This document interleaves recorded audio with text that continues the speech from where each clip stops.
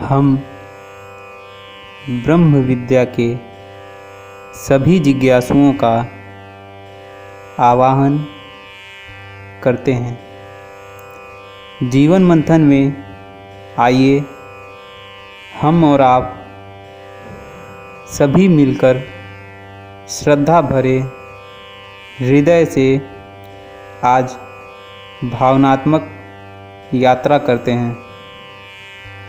आज का सूत्र यह है, ब्रह्मोपनिषद में ये बताया है कि जो व्यक्ति ज्ञान को ही सर्वोपरि मानता है, ज्ञान उसे ही पवित्र बनाता है और ज्ञान ही पूर्ण है। लेकिन जो व्यक्ति ज्ञान को महत्व न देकर सांसारिक सुखों को मानता है, वह संसार में भटकते हुए आत्मा के समान है। आइए चलते हैं जीवन मंथन के द्वारा ब्रह्म विद्या को जानेंगे। जीवन मंथन के साथ करें शब्दों से संस्कार निर्माण।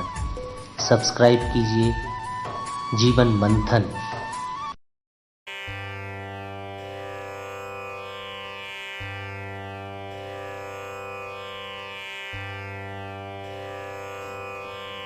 जो ज्ञान रूप शिखा वाले, ज्ञान में ही निष्ठा रखने वाले और ज्ञान रूप यज्ञोपवीत धारण करने वाले हैं, उनको ज्ञान ही पवित्र बना देता है। अर्थात जो व्यक्ति ज्ञान शिखा के समान है और जो व्यक्ति ज्ञान में ही विश्वास रखता है, वही ज्ञान का प्रकाश अर्थात ब्रह्मसूत्र यज्ञोपवीत उसे ही अपवित्र से पवित्र बना देता है।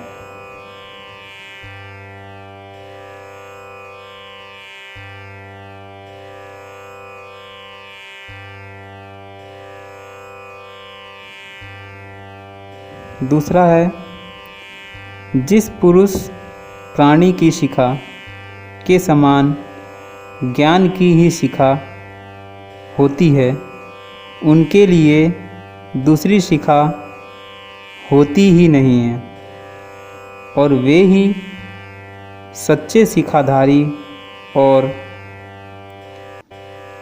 ज्ञानी कहलाते हैं।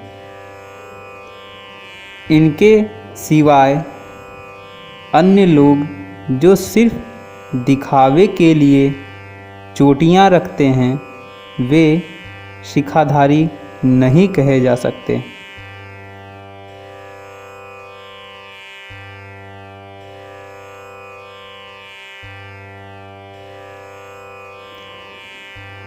तेरहवां, जो पंडित आदि वैदिक कर्म के अधिकारी हैं, उन्हीं को यह सूत्र अर्थात जनेऊ धारण करना चाहिए, क्योंकि उसको क्रिया का अंग बताया गया है।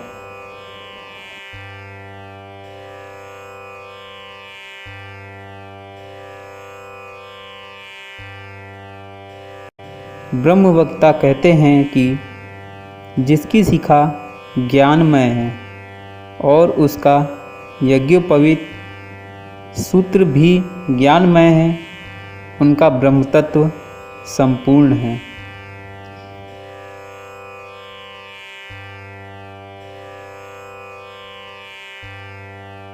यह ज्ञान ही यज्ञोपवीत है, यही परम परायण है। इसलिए ज्ञानी पुरुष ही सच्चे यज्ञोपवीत धारी ही यज्ञ रूप हैं, उन्हीं को यजमान कहते हैं। परमात्मा एक सब प्राणियों में गूढ़ है, सर्वव्यापी है, सब भूतों का अंतरात्मा, सबके कर्मों का नियम में रखने वाला है, सब प्राणियों का निवास साक्षी चैतन्य स्वरूप शुद्ध और निर्गुण है। यह अकेला ही सबको वश में रखने वाला है और अपने ही रूप को अनेक प्रकार से प्रकट करता है। इसको जो बुद्धिमान मनुष्य अपने में स्थित रखते हैं उनको नित्य शांति प्राप्त होती है।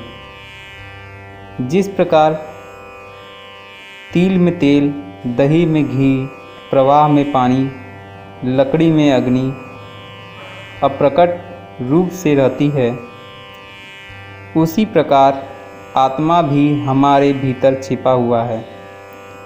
वह आत्मा तप और सत्य द्वारा प्रकट होता है, अर्थात दूध में घी के समान सर्वत्र व्याप्त आत्मा आत्मज्ञान और तप द्वारा प्राप्त किया जा सकता है।